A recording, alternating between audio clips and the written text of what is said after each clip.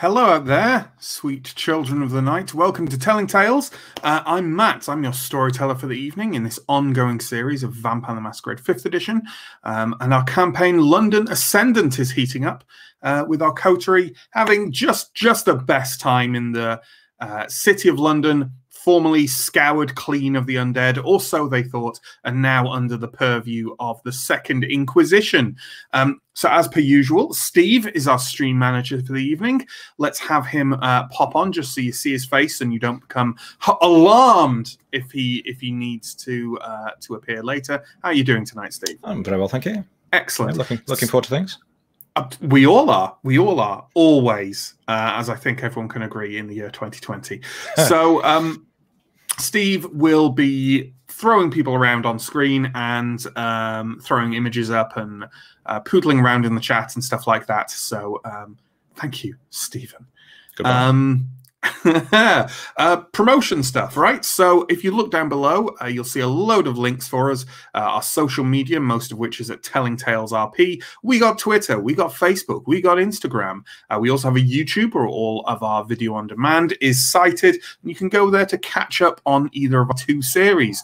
Speaking of other series, yes, we have another one. It's Simba Room. It's on Wednesday evenings at 8 o'clock. Why not come join us in a couple of days? We also have a Patreon. Support us there if you want. I'm rattling through this as fast as I can because it's the boring bit. But it's over now, so we can all be happy, and I'm going to bring on the players. And as I do, we'll have a recap of what happened last week in London Ascendant, and then we can just crack on. Right. Let's bring on Pierre first. Pierre, who plays Oscar Kane, our resident Tremere antiquarian. Hello, Pierre. Hello, Matt. I have great news of the past to bring you.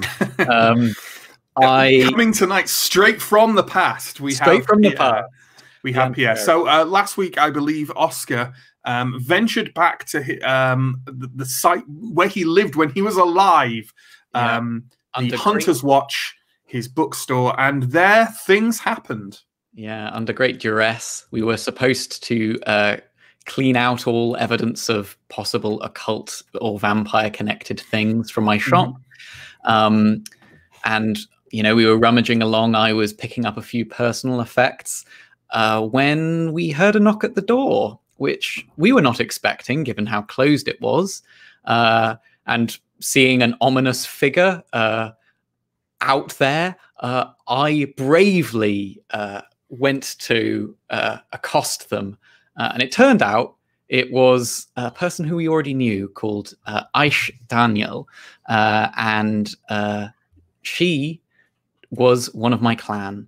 So she was kind of horrified, I would say, at the way I'd been treated. And to be honest, it was refreshing having somebody who appreciates how put upon I have been. Absolutely. She offered me a certain, she offered me her card to perhaps learn more about my origins. Absolutely. I believe you also discovered that your shop had been turned over, as they say. Well, in a slightly subtle way, but all of the books seemingly that we were supposed to remove had already been taken. And we had no idea who that was. At the time, we thought it was Aish. But it would turn out later, maybe not so much. Speaking of later, let's bring on John. John plays Arthur Norris, who is a Ventru and also a procurer of chemical goods. Yeah, that's a good way to put it. Yeah, and you had an encounter at Down Street, which is your abandoned tube station haven, with the elders who are leading you on this mission of reclamation. Yes, we had a very merry and incredibly polite, or not really, conversation with, I'm going to go down the list, Astrid Thomas, the Tremere elder, who was not quite understanding why we should maybe listen to or consider listening to the landlords. Something about how dare they impose on the Camarilla, something. Helen Casimir, who is the Venture Elder, who was very polite, but didn't really seem to be agreeing with Astrid all too much. Sebastian Marley, whose name I apparently can't say, the Nosferatu elder, who had a cat, which was the most important feature about him. Gilbert Dwayne, Malkavian elder, who spent the entire time looking for the exits. Wynne, the gangrel, who we've already met. And we basically they eventually decided to send a pigeon to the landlords and meet at some point, but I don't think they told us when. No, definitely not. But presumably they'll still probably be using our haven for it. You have absolutely no idea. I mean, perhaps if they were going to do that, they might inform you, or they might not. Who knows? No one else has. They are vampiric elders, so consideration for others fairly low down on their list. Let's bring on Justin now. Justin plays Mandrill, our Nosferatu carpenter. Seems too little a word. Craftswoman and architect. And Mandrill had accompanied Oscar to the Hunter's Watch, his antiquarian store. But on the way back, creeping through the tunnels and sewers of Mayfair, Mandrill and Oscar had a bit of an unusual encounter. Yeah, we did. We were walking by a sewer turn-off from the tunnel, and Oscar heard a noise, or sensed something in the shadows, and we were greeted by a kind of figureless voice that whispered out to us that we were more than welcome to make use of the tunnels around Mayfair, but do not go below, for they are the domain of the King of Shadows. We took that as a reasonable suggestion. I offered my services as a carpenter / architect / craftsman, and after that formless voice disappeared, Sebastian Marley turned up, even more difficult to spot, and said, "That seems pretty interesting." Stroked my face a bit, which was, nothing sexual, and disappeared off into the shadows as well. I think he stroked my face. Absolutely, and then after that, we got back. So you carry on. You don't need me for That's all right. That's all right. We're professionals. After that, we got back. I told Oscar not to tell anyone about this because keep it shtum.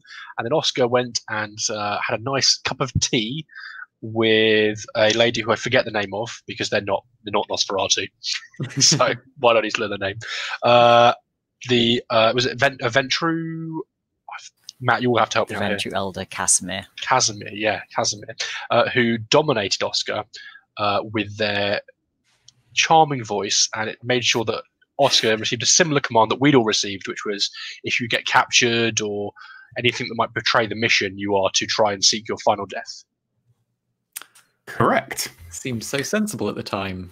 It really does, and it still does, which is far worse.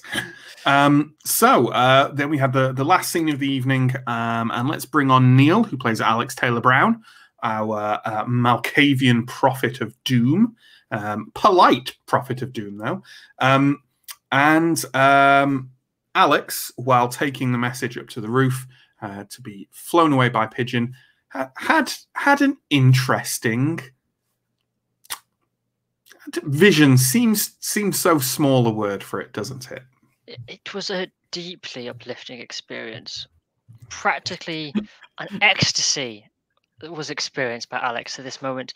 Alex simply looked over at the sky of London and saw a blood-red sun reach out with tendrils of vitae, flooding all of London and reaching out to me to indicate its favor for my actions, which is truly wondrous. It is so good to know that everything is on the right track.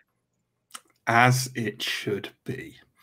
And not to highlight particularly relevant information from these things, but it should be noted, a blood-red sun rising in the north. So, Vampire, you're in Down Street. It is approximately a week later. Nothing of any huge narrative significance has happened in the meantime. for purposes of hunger, when we do time skips, always assume you've just stayed on level to where you are now. I think that's fair.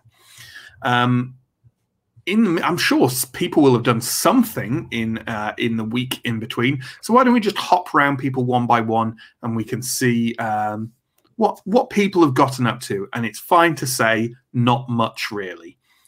Let's start with John. John, what has Arthur got up to in this week since the last session? I think Arthur has mostly just trying to, I can't talk tonight, been trying to establish himself, basically, and set up a network, which is, as far as he's concerned, what he's here for. So it doesn't necessarily have to be him establishing his herd yet, but I think he's been casing all of the bars and nightclubs and perhaps restaurants, as long as he doesn't need to eat, around in his domain, where, you know, rich lawyers with a lot of disposable money would probably hang out after hours. I think that's good. And what I'll do for each of you, or each of you if I feel it's relevant, is we'll do a little roll, shall we, to see how successful you've been in that. And I'll just have to ask everyone to make the roll, but we won't look at the results of them until I come full circle and have asked everyone what they're up to. So while I talk to the others, Arthur, why don't you make a manipulation plus etiquette roll, I think would be a good one. Would be a good one for that. Feel free, like, as you make the roll, to spend willpower and all those things however you want. You know the rules for that. But then we'll move on. We'll move on to Pierre. So Oscar, what has Oscar been up to in this last week? I have been ideally, I mean, have we been allowed out is basically the question. Yeah, you can absolutely, no one is there stopping you. Oh, great. So I have been, I think, accumulating various, like using Blush of Life, I've been trying to accumulate little antiques to decorate my room and area, and I have been like arranging them all and putting them in nice things and worrying privately to myself about my friend Arshat. Yes. Who I am increasingly expecting to be dead. Well, you'll find that out. Well, let's see how successful you've been in your little antiquing ventures, like vampire antiquing with Oscar Kane. Yeah, well, this is mainly nervous distraction from. Sure. Yeah, absolutely. Well, let's say I would say that's going to be a resolve plus. There's no haggling. Resolve plus investigation. I think that's a decent one for that. So go ahead and make those rolls with willpower and everything, and we'll come back to you in a minute and see where you've gotten to. So, Alex, what has Alex been up to in the previous week? Is this exactly 1 week since the last session? Let's say 6 days. Well, then it has not yet been time for Alex to meet the book group, shall we say. But Alex has been investigating other meetings of a similar ilk in the nearby area and contacting some of their old friends or acquaintances that they knew back in the days that they were in London. Well, then, obviously all your former acquaintances are very reputable individuals. So let's give you, for making contact with them again, I'd say that is a wits plus. Would you be open to subterfuge? Oh, yes. Yeah, wits plus subterfuge roll. I could not let them know that anything serious had happened to me. Absolutely. And also some of these people you might not want to get in touch with in above board ways. So, Mandrel, what have you been up to? Well, I've been really thoroughly investigating every nook and cranny of Down Streets. I've been thinking about improvements that I would make to it, refurbishments, and I'm trying to find specifically somewhere in the old elevator shaft that I could maybe knock through or dig out some good little nook for me to make a nice nest in. You know, something really well Yeah, you want a concealable. panic room in the panic room. Yeah.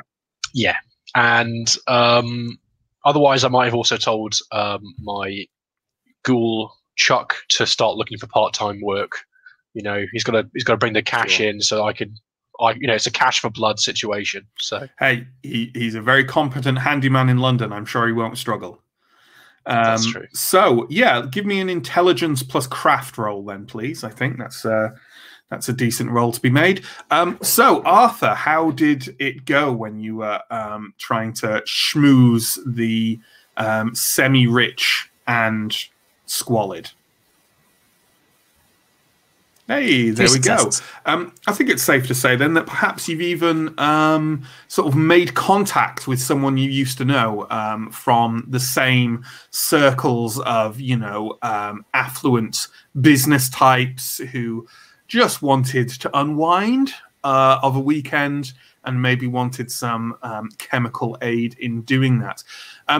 Yeah, let's say you've met someone with that, and it's someone you think who didn't know you that well, but you were a supplier for. So they've kind of ummed and ahed. Oh well, you know, Arthur, I see someone else now and things like that. But you think you could get a foot in there, and if nothing else, it secured you an invite, right, to a party where you could start to reach out your little chemical tendrils. Oscar, how did you do? Got 4 successes. Blinding. I think that's very solid. So you have a very nice array of little antiques and trinkets to decorate your area of Down Street with now. In fact, you even managed to acquire through your network essentially a volume that Arshad had asked you to get previously, which you couldn't acquire before. A tome on kind of an old 17th century tome on kind of Eastern European supernatural folklore, vampires, werewolves, these kinds of things. And you've managed to acquire it.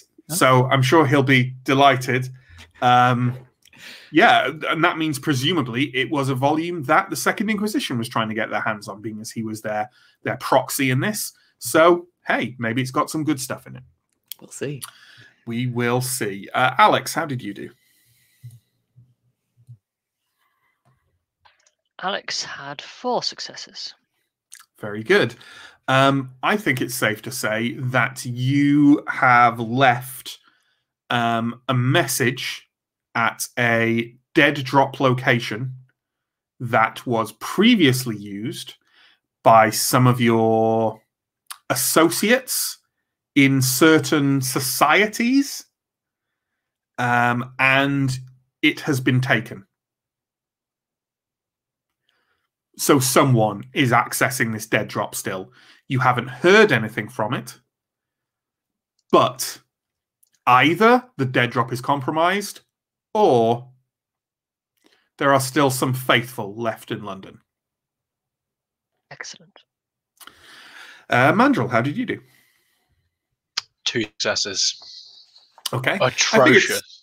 I think it's safe to say from that, though, that you've got a much more comprehensive grounding now of Down Street and the structural integrity of it. You haven't been able to identify anywhere yet like that's perfect for a little kind of safe nest of your own, but you're certainly starting to get even more to grips with the layout of it and basically the capabilities of it, what can be adjusted, what can't be adjusted, what definitely can't be adjusted if you don't want the whole place to collapse, etc., etc. So yeah, not wildly successful, but any success is a success, as I'm sure, as the old saying goes. So on this 6th night after the last session ended, you are all gathered in Down Street. You've only just woken for the evening, and as you kind of come to awareness and arousing yourself from your sleep, you become aware that the ghouls are escorting individuals into your haven. A brief glance out of any of the broken, decrepit windows that make up the rooms that you bed in will let you know that it is Cortland Layton, and Jazz Wentworth. Feel free to pop up. I guess we should make a composite pitch with Cortland and Jazz, because they're always there together. But let's pop up Cortland for reference, please, Steve. I'm going to straight up assume that Arthur is the one to greet them, but feel free to contradict me. I'm certainly moving towards there, unless anyone beats me. Sure. Alex won't try to beat you to it, but Alex is interested in being a good host. Sure. Is anyone not coming to greet them?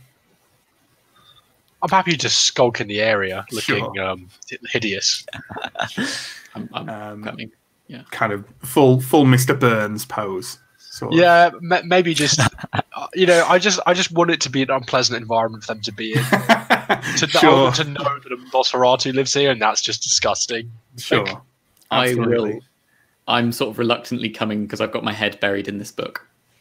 Absolutely.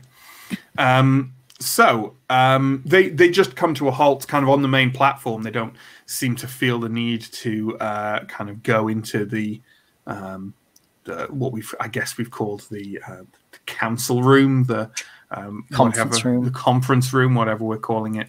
And Cortland kind of looks up and goes, "Oh, Arthur, very good, very good. Yes." And your friends, of course, Mr. Kane, Alex, and yes, Mandrill. So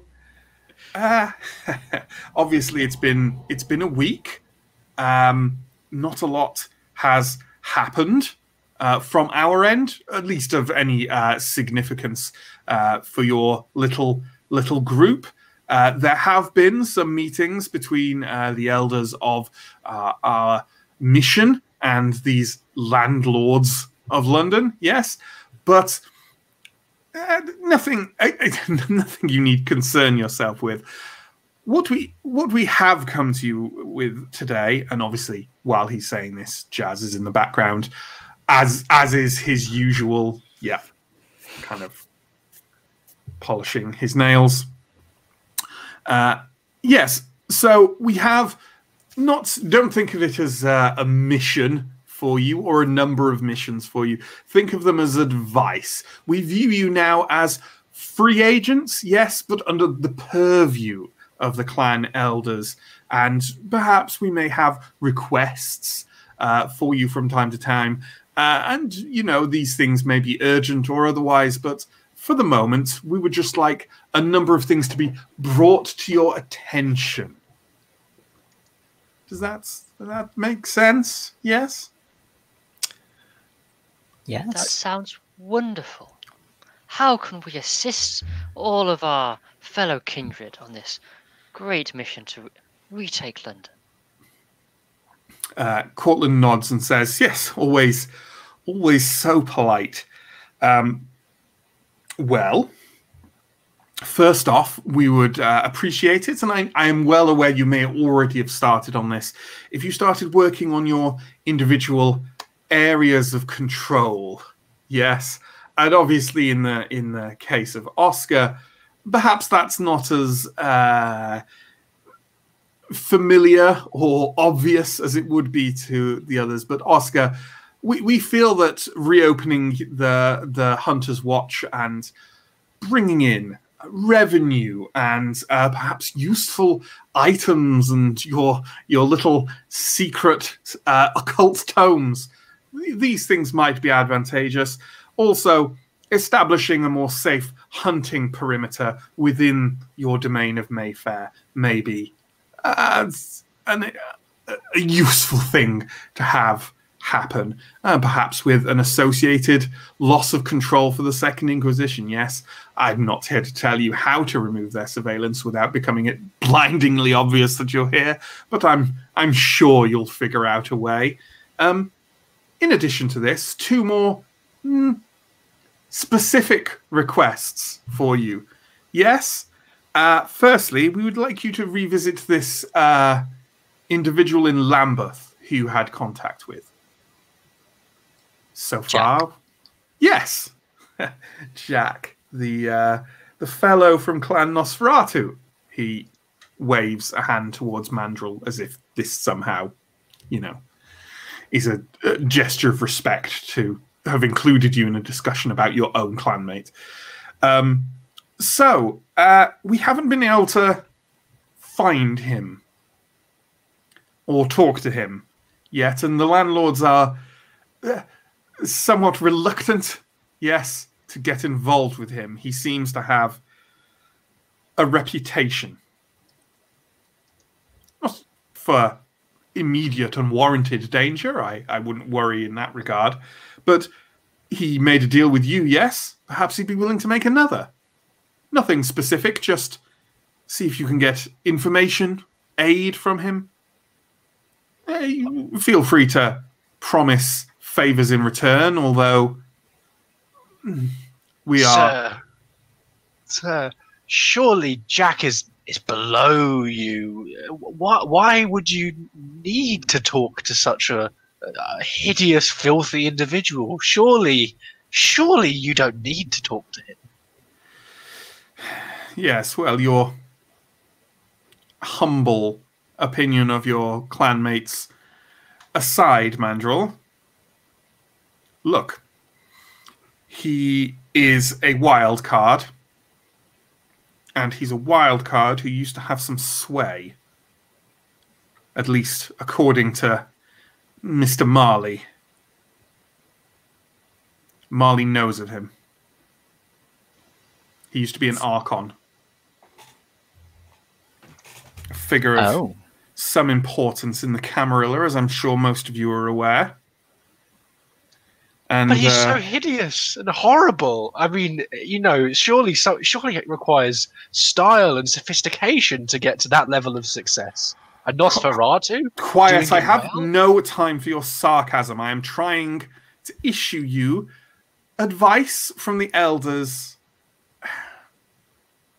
I don't want to be here any more than you want me to be here. Arthur. Cortland. You take the lead on this. Go negotiate with the man. See what he wants. See what we can give him, and then see what we can get. Will do. Another thing, and one I'm sure you will be delighted with, Mandrill.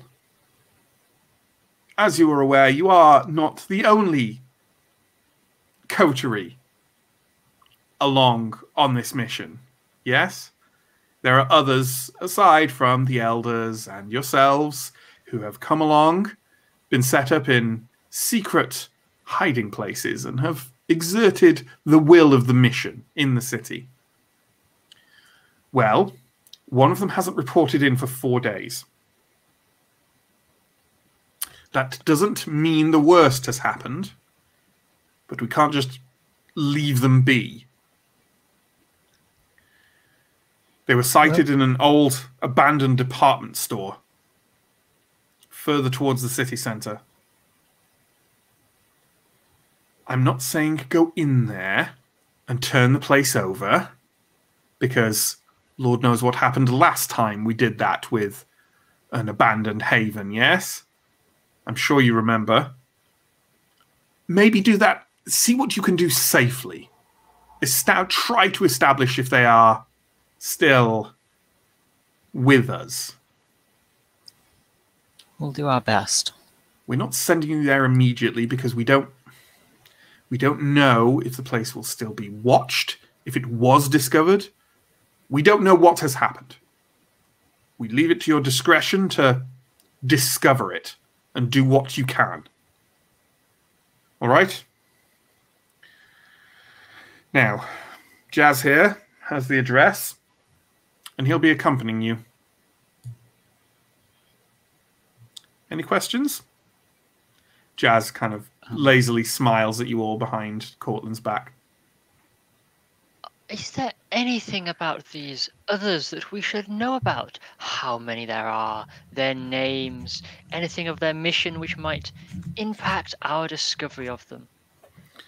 well, of their activity. We don't exactly want to share it among the coteries. Of course. But their names, certainly, you may have met some of them already. Jazz, you have their names. I'll leave you all to sort it out. Jazz has all the pertinent information, and frankly, I must get going, as I'm sure some of you will appreciate. Cortland flings a slightly venomous glance at Mandrill and turns on his heel and walks out of Down Street with a couple of ghouls accompanying him, leaving Jazz behind. Can we pop Jazz up, please?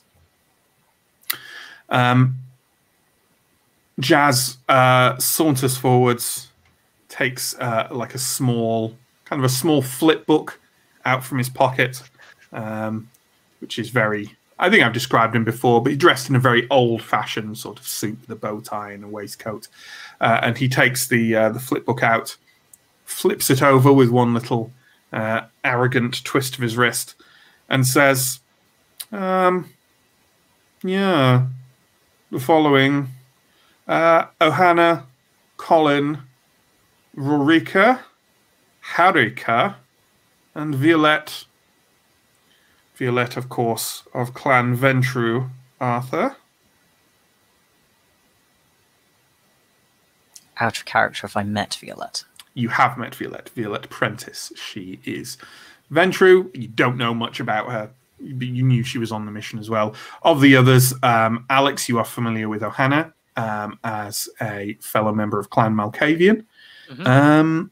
And I think that's it. I think the other three names, Colin, Rorika, and Harika, I think none of you are familiar with.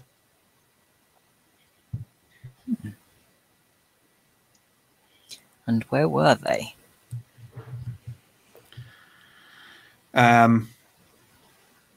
Jazz says, you mean, where is this haven? Yes. Unless you think they were anywhere else. I have not the slightest interest in pondering where they may have been, Arthur. But this department store is on the outskirts of Islington. Abandoned for decades, apparently. Excuse me for asking, Jazz. This might be out of line, but I'm wondering that since you have been talking to the landlords, what is the official position regarding the landlords? Are they on our side? Are they equivalent? He kind of flutters one hand as if your question is barely important, and says, we are respecting the domains they've claimed, but you needn't concern yourself. They are not in the city centre anyhow. The entire city centre has been torn asunder of Camarilla control entirely. Until now. Of course.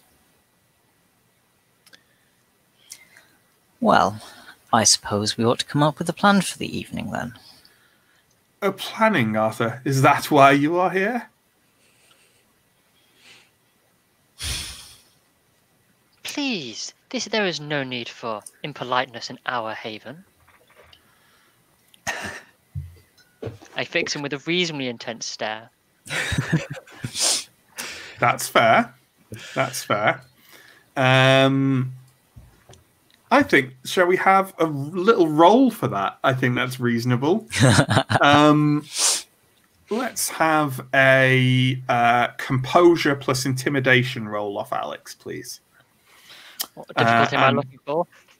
I'm just calculating it now. What would that be opposing? Probably his composure plus... Resolve, probably? Plus resolve. Maybe I hate doing attribute plus attribute. Just goes against everything I stand for. But yeah, sure. Composure plus resolve. In that case, the difficulty is going to be... do you round up or round down when you're taking half? I think I think you you round down, but I imagine it's up to you. How mean are you feeling? That's true. That's true. Okay. Let's. I'm feeling mean. Let's put it at 4. Okay. I don't think Alex would try and blood surge this. Yeah. Probably not a good idea to do so. No, it could go very wrong. Okay. Well, this could go very wrong anyway. It has gone very wrong, as I have 3 successes and a bestial failure. Oh. Well, then, that's exciting. In that case, let's say Jazz kind of meets your stare and kind of lazily smiles, turns to Arthur and says, Arthur, will you put your freak on a leash, please? Alex, I think... do you agree that well, it's a bestial failure. It kind of doesn't matter if you agree too much. Do you think a little bit of a would be uncalled for in that circumstance? Not at all. Yeah. Yeah. Alex kind of takes a step forward, and Oscar, this may be possibly the first time you've seen one of your fellow kindred lose it a bit. The beast comes forward. Alex's previously angelic, androgyne features kind of snarl and take on an almost otherworldly, bestial look. Their fangs coming out and kind of, Alex is in an attack position, right? Ready to pounce. Isn't, but is leaning forward, ready to do so. I would say that Oscar and Mandrill, you're the closest to Alex. Are you going, or Arthur, are you going to do anything in reaction to this? Jazz doesn't seem concerned. I think there's a reasonable chance that I could go from a stood still position to catching Alex in time. I'm willing to bet I could. So I'm not I think so. Yeah, that's fine. Alex isn't, I wouldn't say that Alex is pouncing, but Alex is definitely ready. I'm not going to do anything. Yeah, I won't do anything until I see a pounce. Sure, okay. But readying forwards, sort of thing. Yeah, okay. I'm flinching backwards. I'm I am stepping forward, not between them, in case Alex does go, because I don't want to get in the way of that, but I'm stepping forward, making myself present, and saying, enough. We are not here to argue. Jazz, please stop antagonizing my coterie. Alex, get yourself under control. And I am using awe. Okay. Does awe have a relevant role? Does it just add to social roles? If it's opposed, then there's a role. Okay. If they're aware of it. Otherwise, it just adds my presence to any persuasion or performance or other charisma role under your discretion. Sure. I would say I don't want to oppose this necessarily because it's on multiple people, and let's not make it messy. Let's just give you a composure plus leadership role, please, and let's not set a difficulty on it either. Let's just see how well you do out of it. See how much effect comes from that. Is there anything you want to add to this as it's happening, Neill? Yes, but privately. Sure. Do you want to private? Do you want to put it? Is the private chat here fine? Okay. Oh. We're talking messenger pigeon private. Whoa. Okay. Yeah. Sure. This is composure plus leadership plus my presence, right? Yeah. Plus whatever boost you get from awe. Yeah.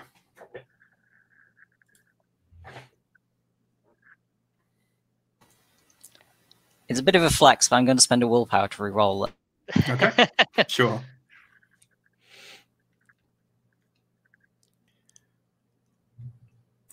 Three successes. Okay, that's fine. For Jazz's part, he kind of reacts to this. He steps back and leans against the wall gently, and again flaps one hand and says, "Of course. Apologies, old chap. Apologies." And smiles a sickly smile in Alex's direction. Alex? Alex says nothing but simply retreats into themselves slightly. Perhaps And kind of looking at the ground a bit. A little, not at the ground at Arthur, but looking a little chastened. Okay. Do you think it's reasonable, Alex, to take a willpower's superficial damage from that interaction? I think that's entirely reasonable. Cool. Which is the first time we've done that. So, yeah, you can have physical damage in this and social damage, essentially, which damages your willpower. And Alex definitely came off chastened from that encounter. So a bit of willpower damage is more than appropriate. Okay. Jazz says, look, you have a lot on your plate. I don't want to get in the way. You just tell me when you want to go to this department store. He's looking down at the address he has. And I'll go with you. Okay. I mean, my thought is we should do a bit of scouting first, as suggested by your friend, Mr. Cortland. So how can we find out more information about this place without going there directly? Has anyone collected any maps, Mandrill? I know you were scouting various places around. I think it's absolutely reasonable that anyone who thinks they will have acquired maps will have maps. I don't know if Mandrill would have had the opportunity really to get. They're really interested in underground maps more than anything, and I don't see where we'd have had the chance to get them from. But maybe I don't think so. Is what I'm going to say. I don't think I have maps, but I would think that Mandrill would be the first plan would be to kind of scout out underground. But I think I'm not going to say that. I'm going to see if we can try and ditch Jazz. So I'm going to say that for afterwards. But that is what I'm thinking. I think I will have probably acquired a map, seeing as how I can't, Google the sites of exclusive parties. I sort of need to go old school, so I think I'll have. It's forbidden I'm not for you. Supposed to Google. It's forbidden for you to own and use electronic equipment in a proprietary sense. Mm. London has plenty of internet cafes. If you want to use the internet, there's nothing the camera law forbids about just going to an internet cafe and Google, using it as a source of information. That's perfectly fine. In fact, lots of phone booths in London have like PC stalls in them. Yeah, which could be useful if anyone else wants to make a phone call. Yep. Yeah, so I'm definitely interested in finding more information out. So how about we split up, go and find some information, and then come back together and discuss what we found. I feel like I need to find a bit more out about this. I'm also trying to ditch Jazz. I wonder whether it may be prudent to attack both tasks at once. I agree. That sounds like a most wonderful suggestion, Arthur. Particularly if a certain Nosferatu might have information about the rest of London. Yeah, that's a wise point, Arthur. Okay, how do we find Jack? I am sure Jack finds Arthur us. has a wonderful idea about this. We go to Lambeth and wander around in dark alleys until he jumps out at us. That's ingenious. I believe that the two of us can accomplish that wonderfully, Arthur. We should set off immediately. Sure. Fantastic. I look at Oscar and I'm like, is it really still my turn to mind? Oh, Mandrill, it's us two again. Oh, that's going to be great. Everyone's favorite double act. It's just going to be more me insulted. It's like Mandrill berating Oscar for like everything.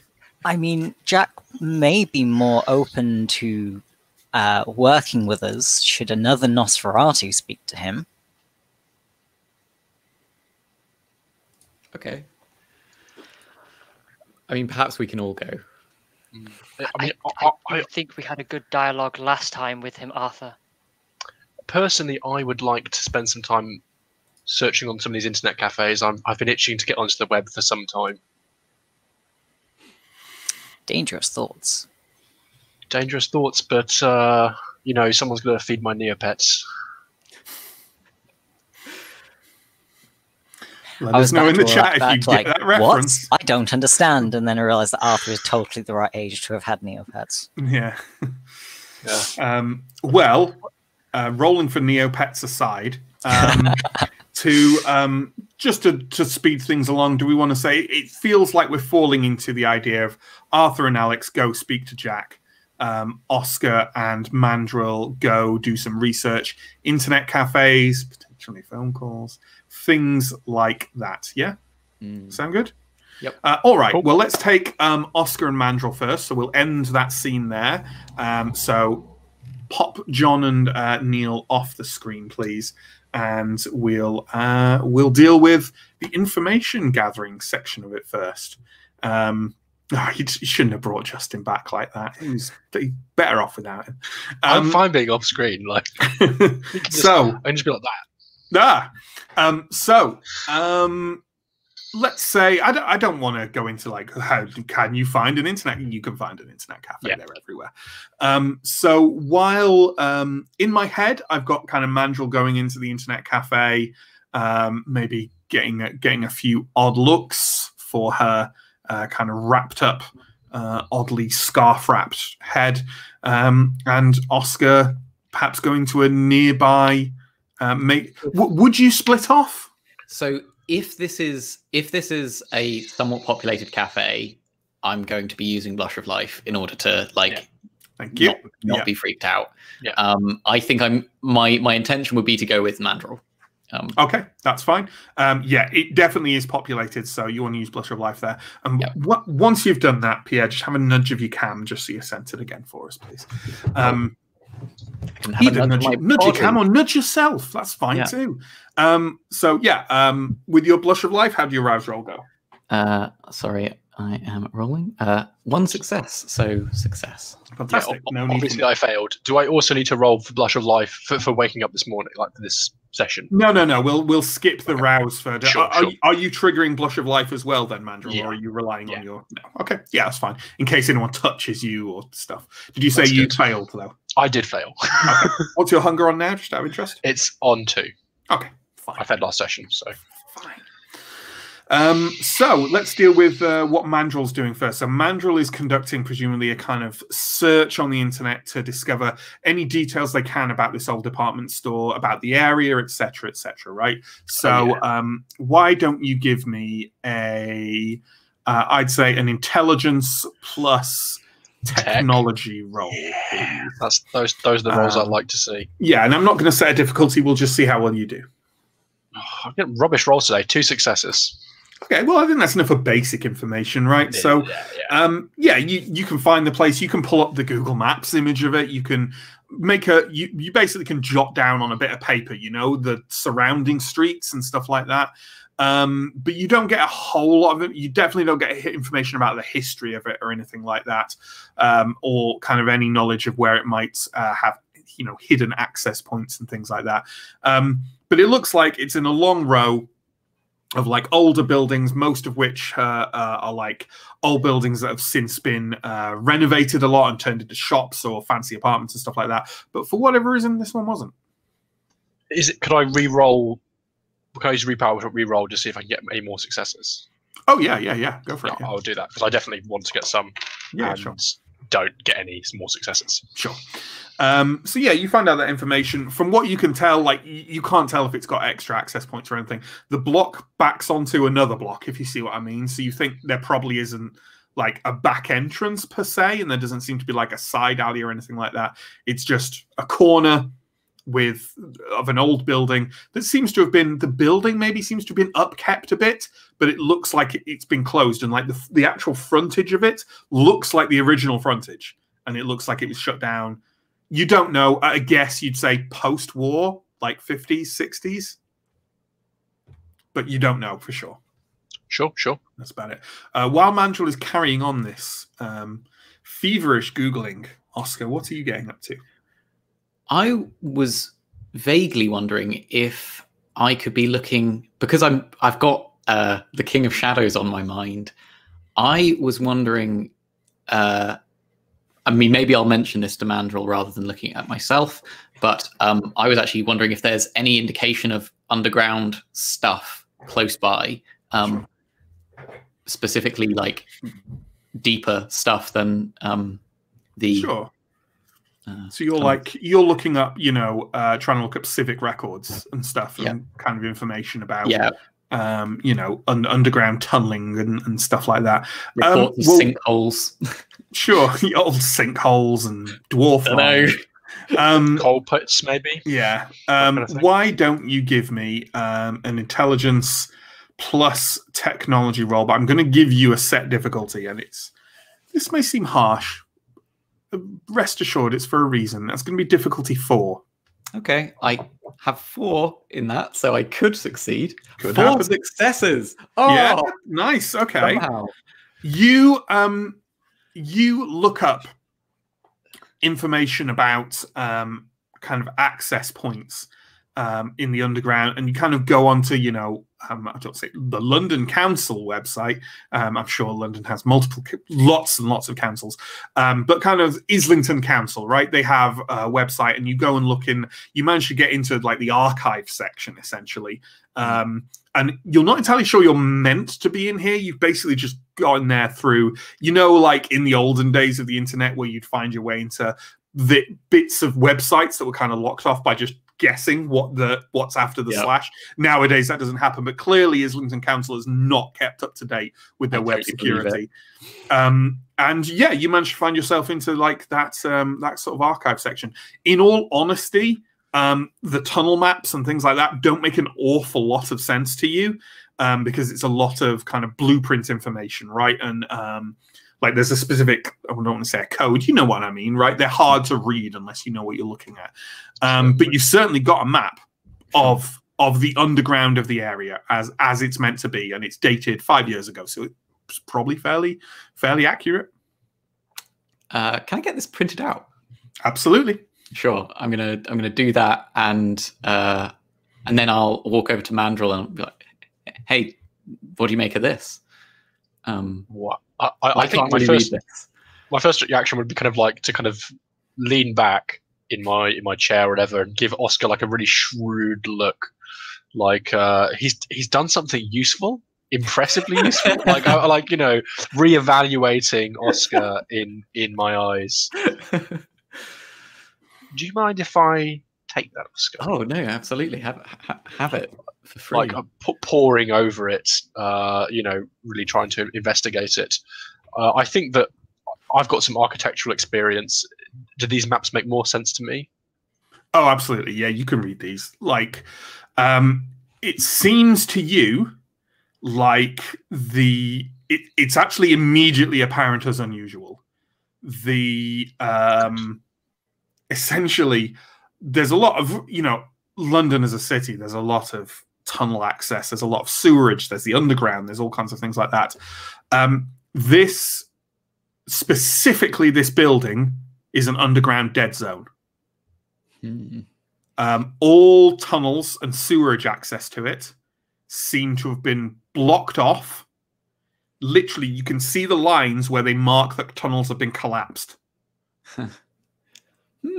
And not recently either. Like, so there isn't dates on all the works there, but some of them was as far back as the 60s. If you didn't know better, and you know what, Justin, I think you can definitely make this roll. Give me an intelligence plus. It's a tough one. An intelligence plus. larceny roll. Fair enough. Not the worst roll in the world. Difficulty's going to be 2. I think it's a reasonable leap for you to make. Okay, I have 4 successes. Okay, you would bet your wretched little life that this used to be a Kindred's Haven and not a Nosferatu. In fact, maybe someone who didn't want interactions with Nosferatu because it's been blocked from below and that it's been closed and not renovated but kept in decent condition for, 50, 60 years? Yeah, it's odd.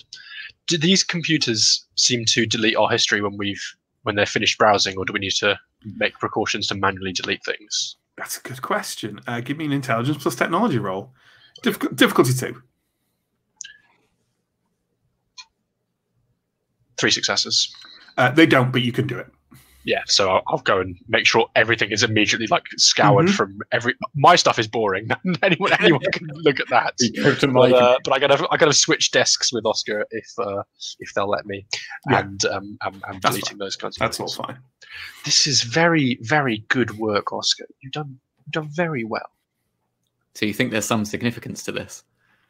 Let's talk about that somewhere more private. I think there are certain, Sure. there are certain. We don't want to be talking about everything. Anyway, I couldn't find anything really of any use on my end. It looks like, this was once a department store. About 50 years ago or so, it was shut and has been kept in a reasonably good nick since. Maybe it's by the council, or maybe kind of tapping on the piece of paper. Maybe there's something else going on. Interesting. So, is there anything else you want to achieve here, or are you heading back? Oscar, do you want to take advantage of being near a phone box? Yeah, I was going to say, probably while Mandrill was actually looking into more depth on this, assuming it took her a little bit of time, I would have headed off and sort out a sort of private-looking-ish phone box. My character's side business is that they sell little custom-made carpentry job puzzle box type things, and I probably have a website that I have some things on that is suitably distanced from me to not be tracked. I still might log on to it and check if there's any orders or feedback and that kind of thing. Sure. So I do that. Sounds good. Bad Excellent. With warning to people, by the way, if they're expecting responses from me in private chat or whatever, my mouse has just died. So that's exciting. But it's fine. It's fine. Why would I need a mouse? So, Oscar, while Mandrill is checking her business stuff, Oscar, you head out. You can find a payphone. There's plenty of them around. Unlike the real world, am I right? You head over to one, and I take it you're phoning Aish. Yep. I take out that card that she gave me, which has the little landline number on it, and I make really careful that there's this is not super public as a place, because I'm probably going to be talking about vampire-related things. Sure. I mean, you can close the door, and you won't be heard inside here if you talk at a reasonable volume. And then I call her. You call the number, and there is a voice you recognize as Aish's on the other end, what appears to be kind of an answer phone, that says, "Thank you for calling. If you would remain in your current location for just a few more minutes, you will receive contact back." Okay, and then put the phone down. Yep. Sure. About 3 minutes later, the phone rings. I pick it up. Hello? Mr. Kane. Hi, Aish. Yeah, I thought about taking you up on your offer. What would that look like? Well, nothing too dramatic, I don't think. I think perhaps we could meet a night later this week, and I could talk you through some of the things that others have left. That sounds very appealing. Where?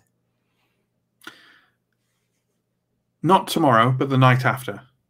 Okay. At 11 o'clock. Okay. And she gives you a couple of streets over from Down Street. Okay. To meet her. Thank you very much. I appreciate that. Probably can't say everything that we'd like to say right now, but I do appreciate you taking an interest. Not at all, Oscar. I look forward to working together with you. Yeah, thanks. Oh, she does hang up before you can say thanks. Yeah. Oh. But you can still say thanks because I know I definitely did. So I can imagine you going, thanks. Oh, I'm awkward. Put the phone down. Put the phone down. So there we go. I take it you're going to head back to Mandrill and. Yep. Yep. Yeah. Cool. Just imagine Oscar like continuing the conversation. Like, thanks. Yeah, it was really good chatting too. Yeah. Yes. Absolutely. Oscar, King, awkward blood magic. So. Are we done? Are we done with this scene? We're done with this scene, aren't we? Yeah. Are you heading back to Down Street? Yeah. Great. Okay. Well, while you do that, let's change players. Let's get John and Neill over to find out what Arthur and Alex have been up to. So I believe, correct me if I'm wrong, the plan to find and talk to Jack is go to Lambeth and walk around Lambeth. I mean, I can't really think of it's fine if that is. I believe the only guidance he gave you when you were the last time you talked to him about how to find him again was just to come to his territory and he'll find you. Yeah. Alex thinks that this sounded like a much better idea when we started off, but is increasingly questioning the wisdom of this. Sure. I think that's fair. So you are you walking to Lambeth as well? Are you getting a cab in the with the vampire approved cab company? God, I can't remember what we called it last week. Was it? But yes, we're getting a cab. Yeah, I don't think we did call it Destinations. I don't think we did call it anything. I think there was some suggestions from chat which would definitely count as a masquerade breach should they go ahead. Yeah, okay, well if you can get the taxi over to Lambeth and then just get out and walk around. Lambeth is not a particularly affluent area of London, neither is it it has poor areas, it has affluent areas. And I take it is there any rhyme or reason to your wandering? Are you going where you met him originally?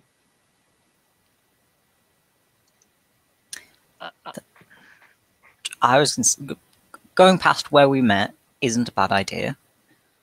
My first thought was to alternate between slightly busier areas and dark alleys, basically, because they seem like his kind of place. Sure. Fair enough. With Blush of Life, obviously, because we're going to be if anyone close putting to on people. Blush of Life, go ahead with your rouse rolls for me. I succeed. I do not. Okay. Any significant hunger on that, or just 3. 3? Okay. Starting to get a bit peckish. Just 3. So, how long are you going to spend wandering around before you decide to take a different tack, or to give up? I'm not saying that. I just want a gauge to know how long that will take. At least an hour, I think Alex would push for, as we do not have anything else to do this evening. Comprehensively wandering around Lambeth will take at least an hour anyway. It's a large area. Yeah. Let us do one circuit before we, at the very least, before we think of anything else. Agreed. Sure. So, about an hour later, you have been wandering around Lambeth, into alleyways, out of alleyways. You went past the kind of that old industrial park where you first met him, and you're beginning basically to think about should we stop this? Should we head back to Down Street? And you're wandering down a particularly dark and dingy alleyway, and have only just realised that essentially, as you walk through it, you thought it would lead you out to another street, but it's actually blocked off at one end. And as Arthur kind of sags his shoulders and turns around, a voice from a nearby fire escape, kind of just one floor above you, says, "Persistent little cusses, aren't you?" Oh my god, how long have you actually been following us? Gentleman doesn't give away all his secrets. Oh, jeez. It's lovely to see you, Jack. We have spent so long looking for you because of how much we enjoyed meeting you when last we met. Don't fuck me around. What do you want? I am offended. We enjoyed your company, that was not a lie. Of course, the elders amongst us wished to have greater dialogue with you. I turned to Arthur to continue this explanation as it was tasked to you. We are here to make friends. We are here to find out what you want. We are here to see what we can give you and what we can get in return. You are a very knowledgeable man, a very skilled man, and, well, the other night you gave us a tip. We were wondering if you had any information about another group in London. Oh, yeah? Who might they be? The group that came with us. Jack kind of leans forward slightly out of the shadows at this point, and you can see, like, he's wearing a kind of bulky black hoodie again, and this time, like, the hood is pulled up, and you can just see, like, the very tips of his odd greenish kind of wart-covered features coming out through the light that's going into the alleyway from the street, and says, "Yeah, your little mission. Proper put the cat among the pigeons round here." Yeah, Yes, we haven't and heard the end of it. And the elders were so unsure that there were any pigeons in the first place. Most distressing. Right. So, another one of your little groups in trouble? A group near Islington? Oh, so the department store, not the ones in the basement of the museum. Indeed. Yes. You need to get a bit fucking better at what you're doing, or you're all going to be dead. I'll pass that on. Unfortunately, it may be too late for the department store group. Apparently no one's heard from them in 4 nights. You're a man with your ear to the ground? Well, that's not entirely true, if that's what they've told you. Because I have it on good authority, the best authority, that at least one of them is still wandering around the place. And she's making quite a bit of noise about it. How distressing.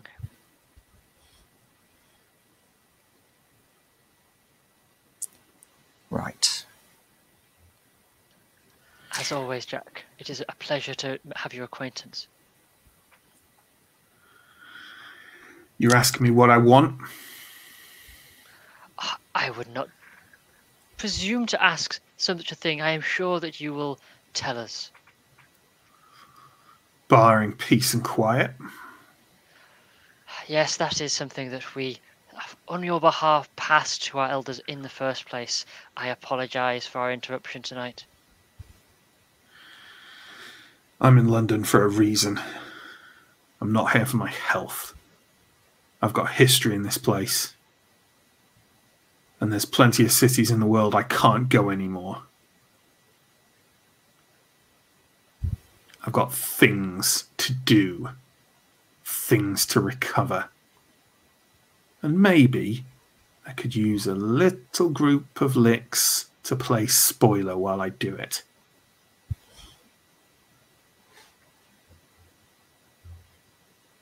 You do that for me? I'll help you. Yeah. I'll even help that wee little Nosferatu you've got to tighten up that haven of yours. It's not a bad choice, but I certainly got in it easy enough. And you didn't make yourself known. Didn't feel the need. Also, I didn't really feel like talking to Win again. You've met then. Yeah, we've met.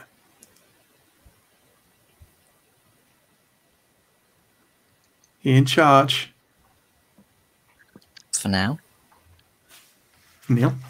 Alex, at the mention of this, Alex will start staring reasonably intently, not in a hostile manner, in a way that no one else might notice, but wants to trigger a premonition about Jack in particular. Sure. Go ahead and make the roll.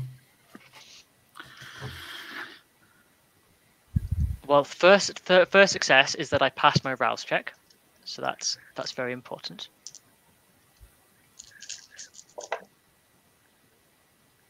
I roll 1, 2, 3, 4, 5, 6 successes. Woohoo! If only I had that earlier. You gain. It's not in depth and it's not prolonged. You get just a flash, the briefest of brief visions in front of you, and you see what looks like. I mean, it's an old build, not a castle, maybe a fort or some kind of old fortification. And it's night, and on, again, it's not a castle, so they're not ramparts, but on the walls of it, two men are fighting, and it's so dark and blurry, and you can't really see their features at all.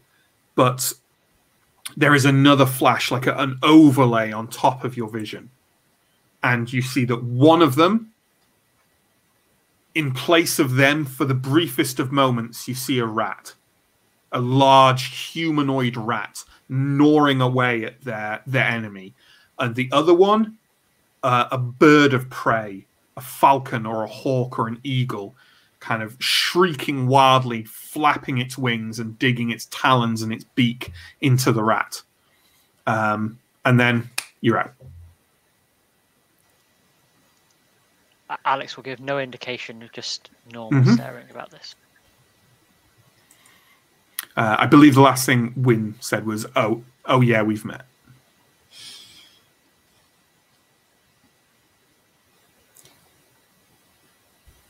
Bad blood there, then. Don't suppose you fancy going into it? Well, now that you ask, yeah, why don't I give you a prolonged account of of my personal history?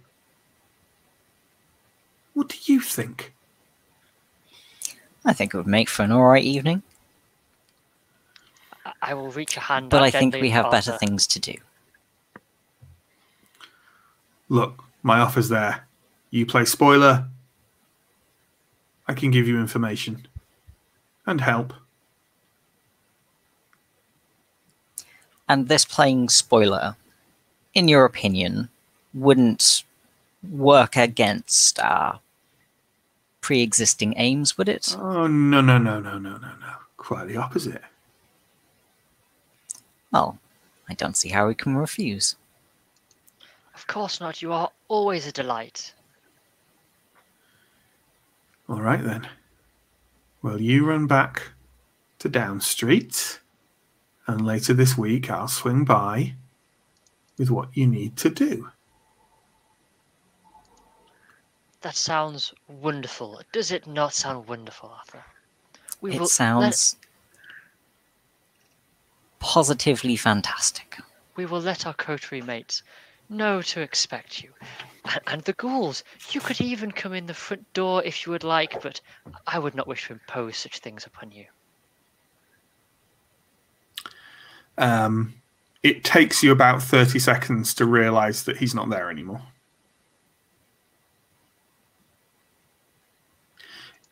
You're not actually sure when he vanished from your sight. Okay. This has been a most wonderful evening already. Would you not say, Arthur? I have enjoyed myself tremendously. It's suddenly been a fantastic walk. And an interesting conversation. Should we return? Yes. It sounds like we might have a friend to rescue. And shut up. Before they get everyone killed. So, I think it's safe to say that if everyone's heading back to Down Street, that we can reconvene everyone at Down Street. Alex? Unless it was inconvenient, there was one more thing I'd like to discuss with Arthur once we're about halfway back. Go for it. Go for it. So we're currently out of Lambeth. Mm-hmm. Arthur, I had been meaning to discuss this with you when we were in somewhat private, and earlier did not seem the time, but I believe we should discuss a problem which is of paramount importance to us both. You have my attention, and also apparently a loud motorbike. Indeed, indeed. They are so noisy in London, but nothing compared to Chicago. I assure you, it is terrible there. But no, our problem... I believe that Mandrill has taken Oscar under her wing, and she is doing a marvellous job, But I do wonder about some of the sympathies that Mandrill may have, which may cause difficulties for us in the future. I have already not managed to make the greatest of impressions on the Ventru of our group, but I fear that Mandrill has made yet a worse one, and if we are to remain in this city for some time, we should ensure that Oscar does not become indoctrinated in the wrong way. I agree. It would not be good for him to pick up any of Mandrill's bad habits. He has quite enough for himself, I fear. I do not have a strict plan for this at the moment, but I wish to begin a dialogue so that we may monitor the situation with an understanding. Duly noted. Perhaps if either of us can think of a plan, we should talk about this again. I agree. A wonderful suggestion, Arthur. Let us say no more of it and discuss when we have something more. And so the grand tradition of Vampire the Masquerade into coterie politics begins. Okay, we're back at Down Street now, so pop everyone back on screen. It's absolutely fine for everyone to have caught up as much as they want with each other. We won't role play out that. There's no point. But it's worth noting, is there any information people are not telling the group at large? I am assuming that Oscar is not telling the group about Aish. No. But otherwise, is there anything that wouldn't be shared other than the conversation? Obviously, also the conversation. And no premonition. No permission. Yeah. But all other information is public. Okay, that's great. I want it to be noted. Sorry. No, I was going to say, I think wouldn't. I think I might keep the tidbit that Jack and Wynne have met each other to myself. Sure. But not tell Alex not to. Just sure. It's an interesting. If we can proceed round just one by one. I know who needs to speak. It's okay. Oscar, so Sorry, what were you going to say, Oscar? I was just going to say I want it to be the case that when they got back, I seem to be in high spirits and kind of getting on with Mandrill to a much greater extent.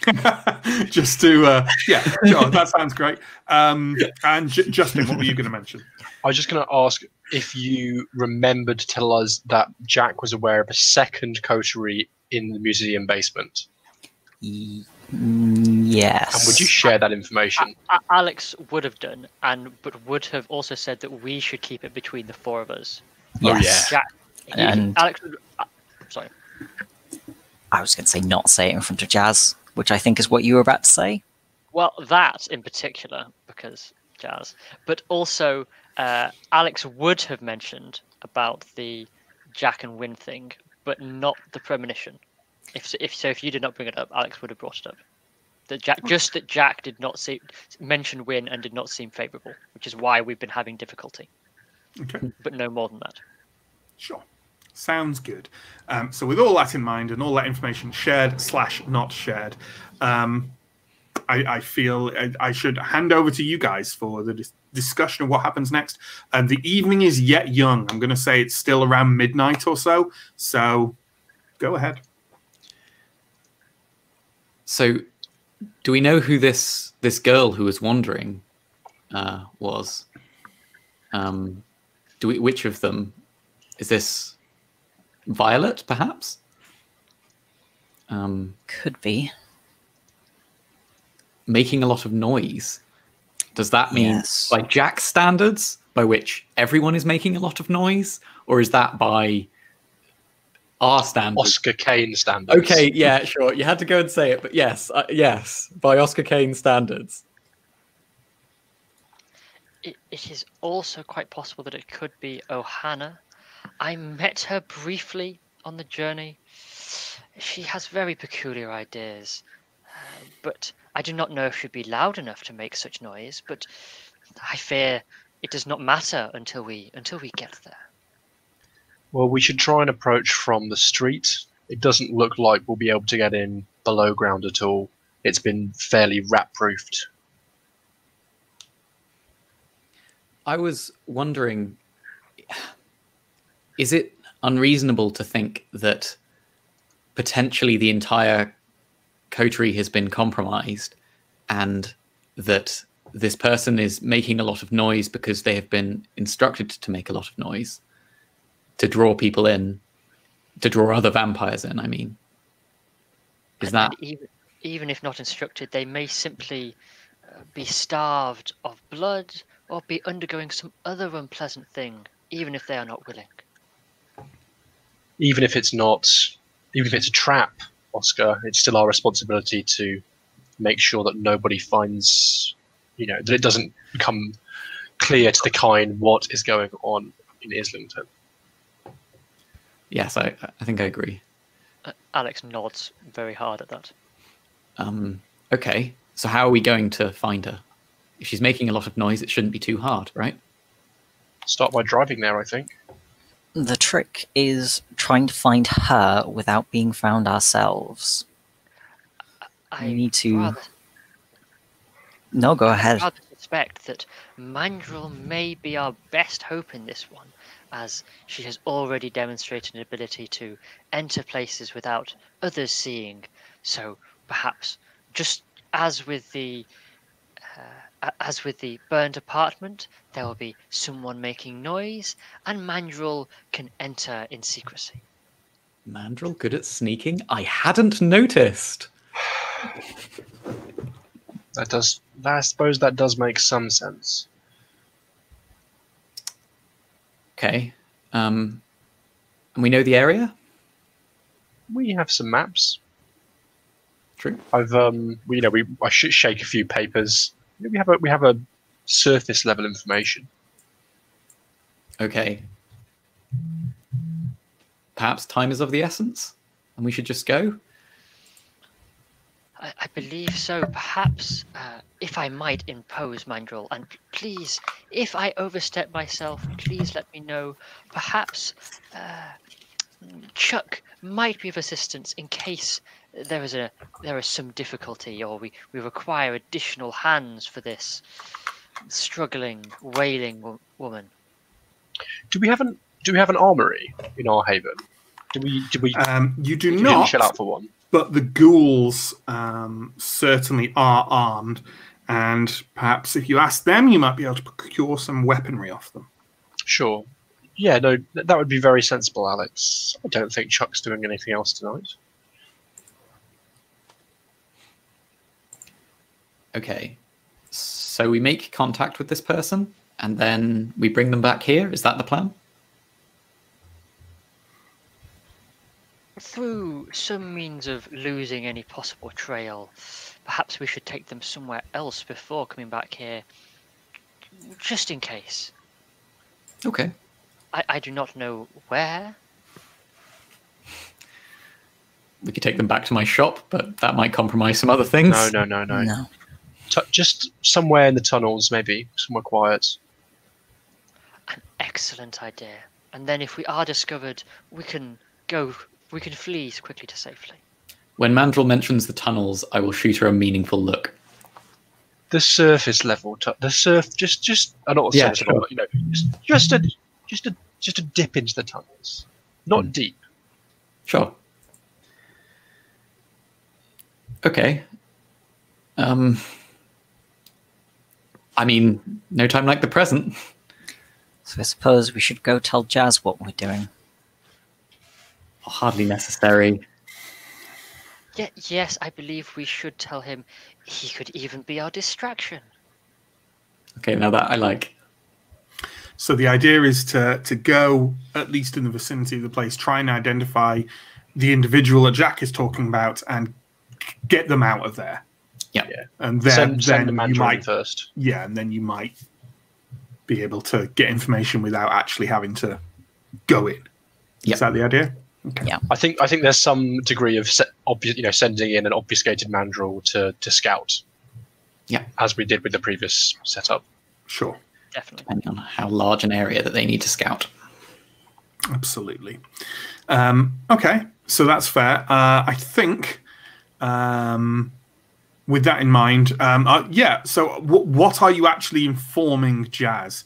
Throughout this exchange, he has been just off in his own area of Down Street, just kind of, he sat by himself leafing through kind of an old, battered book. Not any of my tomes, I hope. Brought with him. No. Very.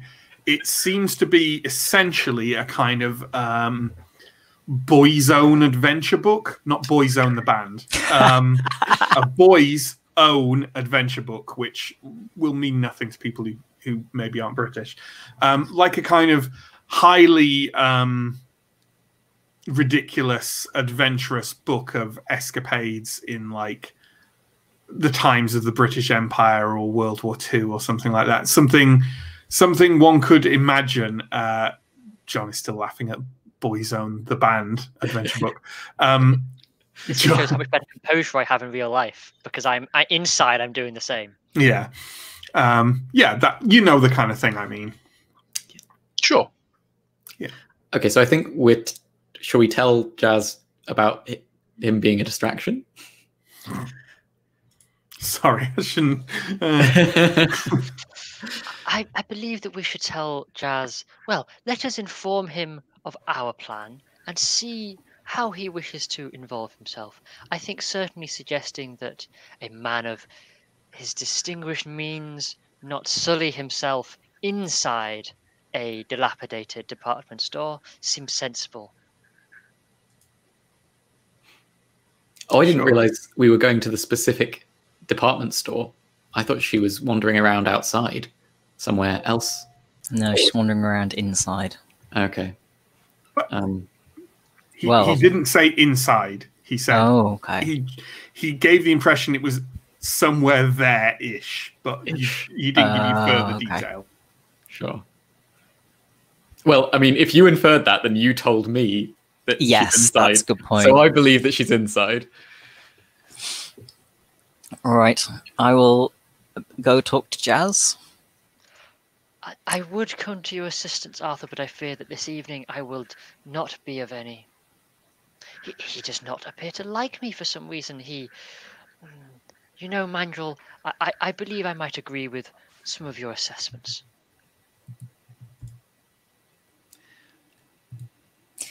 I don't think Jazz gives the impression of liking many people.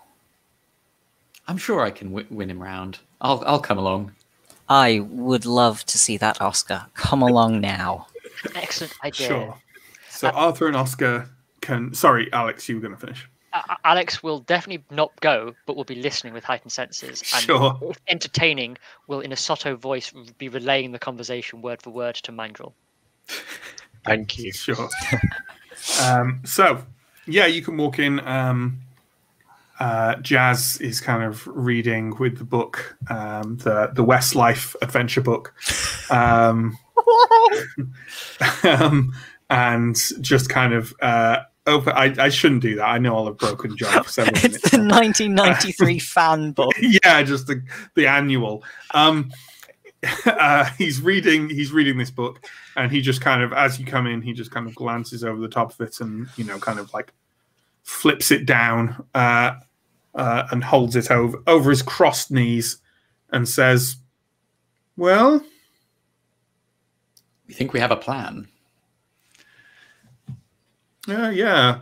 Arthur is the planner, isn't he?" Yes. We think one of them is still there. We're going to go and look. Would you like to come with us? Oh, I feel I better hadn't I? Cortland did ask me to. He did. But, you know, if it's too much trouble, we perfectly understand it if you'd rather stay here with your book. He kind of stands up and lazily stretches, tosses his book over to a table on one side and says, "Fuck off, Arthur. Let's go." Right. I don't suppose you brought a car. Of course I brought a car. Not a savage. Perfect. If you're all going together, well, I see no reason why you wouldn't be. You walk up to the streets, walk a couple of streets away, and Jazz has like a large BMW sedan, like a very nice rental car. You know, I mean, you get the impression this guy probably doesn't drive a BMW on his own time, but needs must. And you know, if it was like a vintage sports car, he might be a bit more noticeable. Alex. So he's driving. He doesn't have a minion to do it for him. Correct. Sure, we're not. He's minions to really do it for slumming him. it.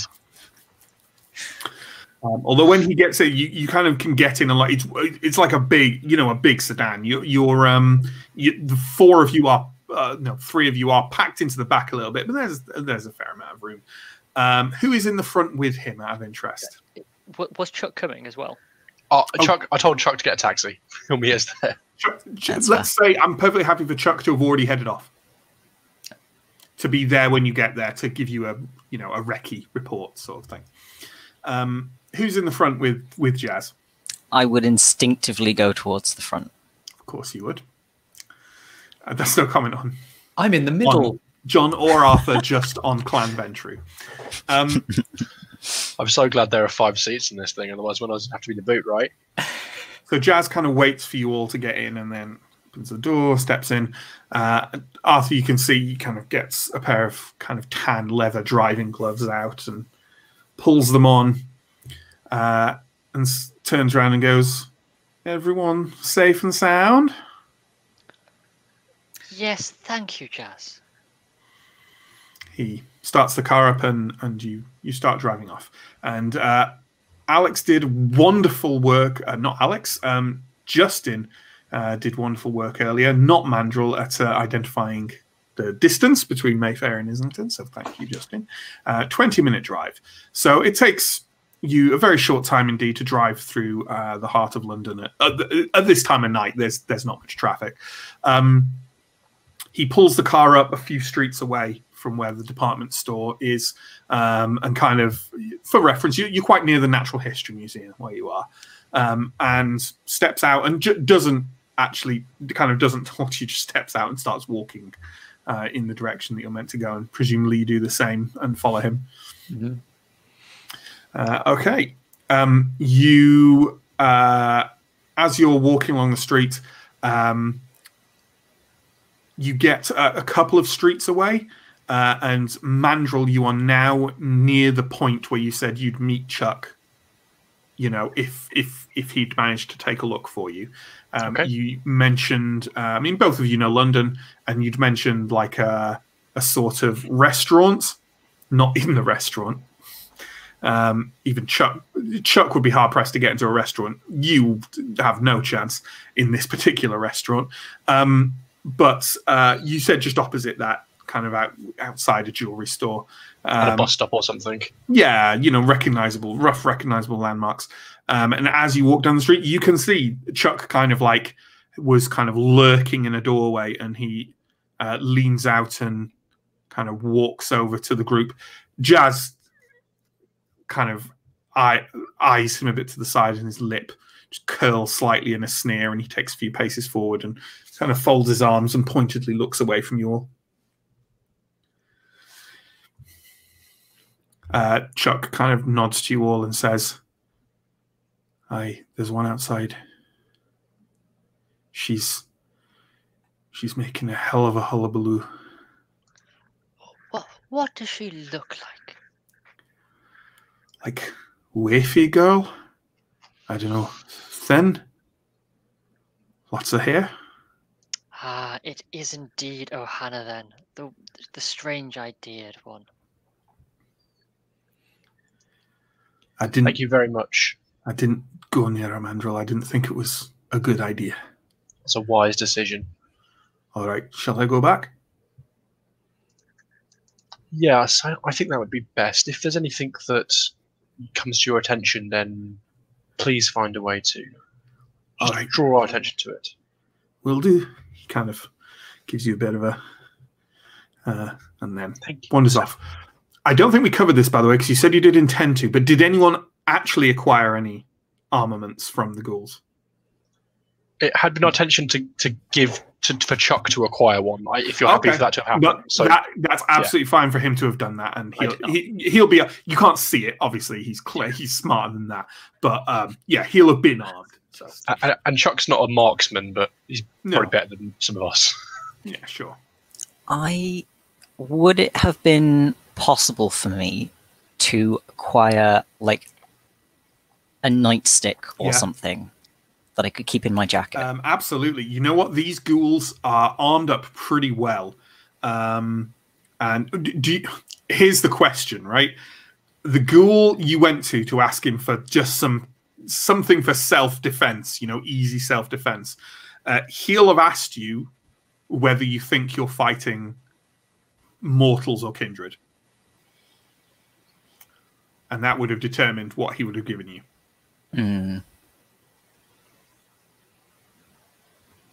I think I've said mortals. Okay, he's given you a what do you call it? A shock stick. Oh, like a Sparky. Yeah. It's a fancy. No, more so than that. It's a baton, and you can use it as a baton to a certain degree, but although it's a bit more fragile. You know, like it's not like a solid thing. It's an extendable, and you thrash someone with it and just generally dissuade them from doing anything else to you. But it does have a charge, a limited number of charged strikes as well, like a mild taser that would, you know, it's a nasty bit. It's a nasty thing, you know. A mortal is definitely going to feel it. That's going in a secret pocket. Yeah, for keeping the plebs down. Yeah, it's like, you know, it's kind of thing like a SWAT guy would have or something. It's these ghouls are well armed. Right. There's a lot of money behind this somewhere. So yeah, you can have that. Absolutely. It's very easily concealable. It's extendable, and it's just, you know, it's a cylinder like that. You can put it in your pocket. Yep. Okay. That's great. So after Chuck heads off, Jazz carries on walking forwards and rounds onto the corner where the department store is, and it's kind of down at the end of the street from where you are. But as you round on, you can hear already a distant kind of woman's voice drifting above the kind of slight wind you're getting on this November evening in London. The street is mostly empty. There's just a couple of people walking along at this hour. And all of them that you can see, again, just a couple of them, are definitely watching the woman down at the end of the street who seems to be kind of like pacing around and crying things at the top of her lungs. Okay. We need to diffuse the situation. I instinctively look towards Alex. You seem like the calmest of us. Alex has 2 questions. Well, Neill has 2 questions. The first is, now that I'm particularly, not that distance necessarily matters, but do I hear anything as a result of a break in the static from the cobweb from her, or is it basically just more of the same of what she's rambling on about already? Is there any particular mechanics behind that? It's just the cobweb is just perceptible to you. You catch sporadic snatches of conversation, a few distinct words or images. It's enough to piece together an order or a call for aid, but you can't respond. I'm guessing if she's there is anything, definitely it's just wailing. She's sending out a message, but it's not a coherent one. So essentially, you are hearing what she's crying through the cobweb as well as in the real world. But either way, the cobweb isn't distinct enough for it to be properly understandable to you, and you're not close enough to hear it. Perhaps when you're close enough, it will synchronize a bit for you. I suppose I was mainly just looking to see if she was just as garbled in the cobweb as she was in the real world. It's a problem.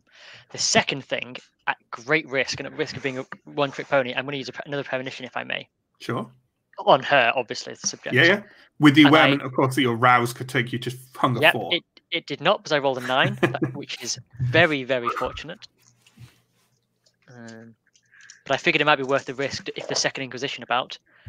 And I narrowly avoid a messy critical with 4 successes. Okay. We've been going with visions so far, but let's sprinkle a little variety in here of just if Alex had hairs on the back of their neck, they would be going up. You get the distinct sense that you're being watched by unfriendly eyes. Well, thank you so much for your kind words about me, Oscar. I fear, however, that we are being watched. She might be as well. All of us are being watched, and the eyes upon us are they have dark intentions. Whatever we do, we must be exceedingly careful. Our suspicions that this is a trap may be becoming confirmed.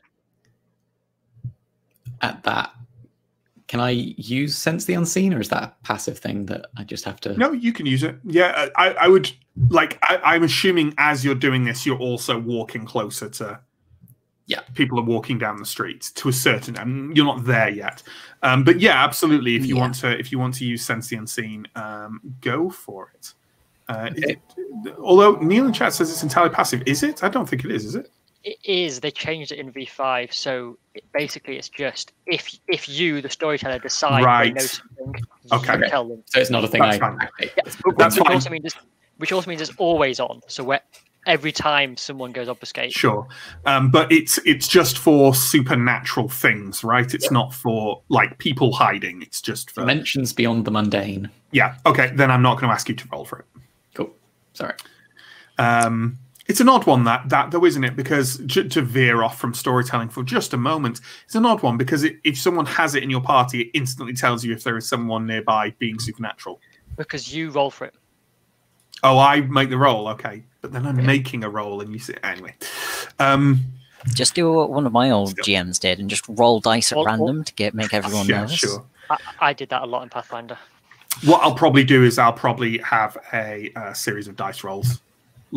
I'll just do a random number thing and have them written down in front. Yeah. Then I can take a selection of them. Anyway, so as you get closer, what she's crying out becomes audible to everyone. She's not kind of wailing or screaming. She is actually crying triumphantly, and is pacing around in front of this department store, and at the top of her lungs crying things like, "Rejoice! We should all rejoice! The time is nearly here.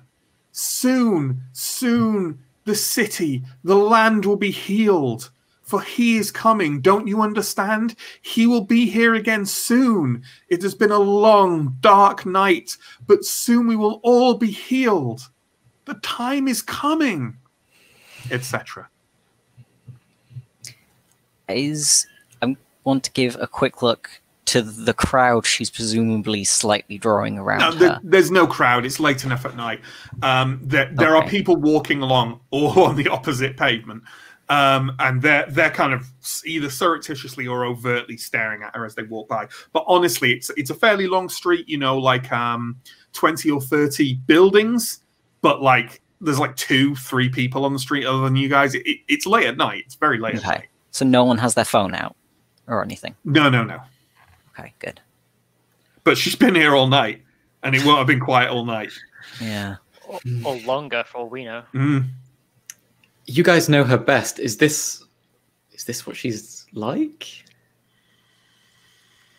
It's not unlike what she's like. She would not normally be this loud, I think, is the major distinction. Jazz is walking directly towards her. Jazz, we may be being surveilled. I think he heard you the first time. Jazz spins round on his heel and says, "And what do you suggest we do about that, Alex?" Cause a distraction.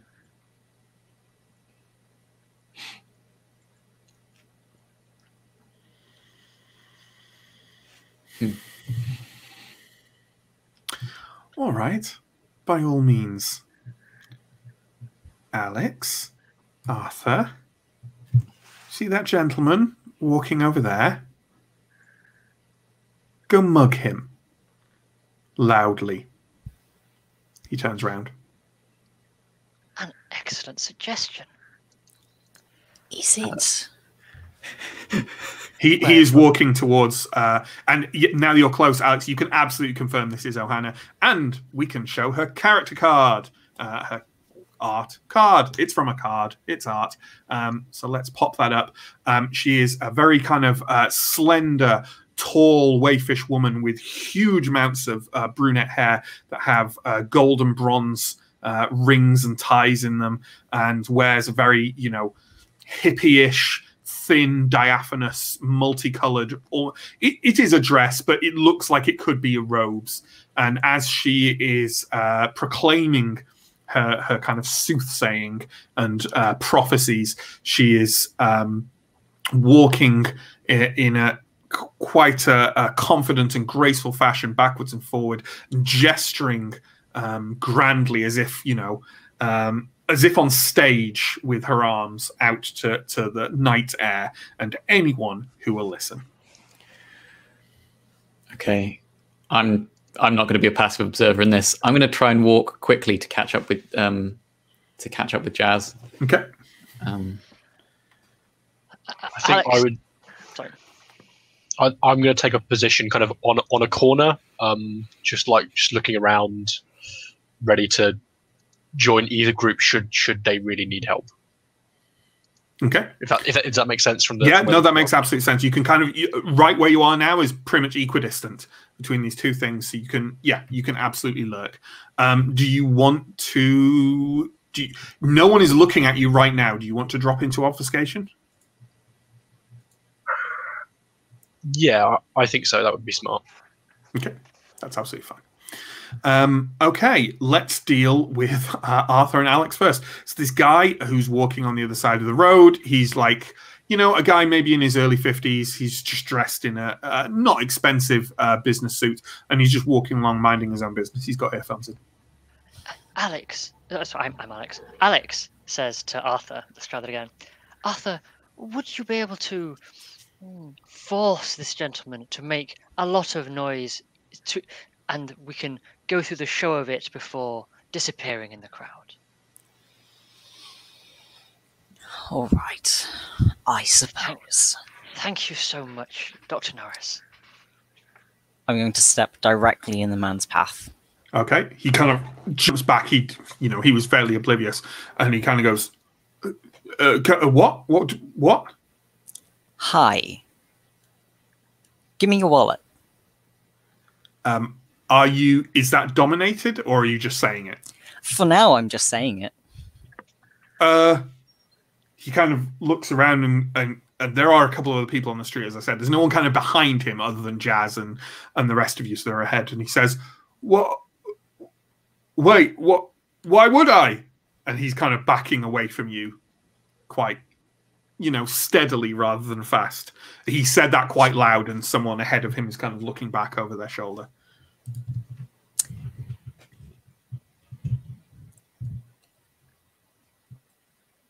That's as far as I got. I really want to give you. I really want to give you out of character help, but I can't. Continue to walk towards him, trying to match his pace. And I'm just going to go, "You're being mugged. Maybe you should shout for help." And that's going to be the dominate.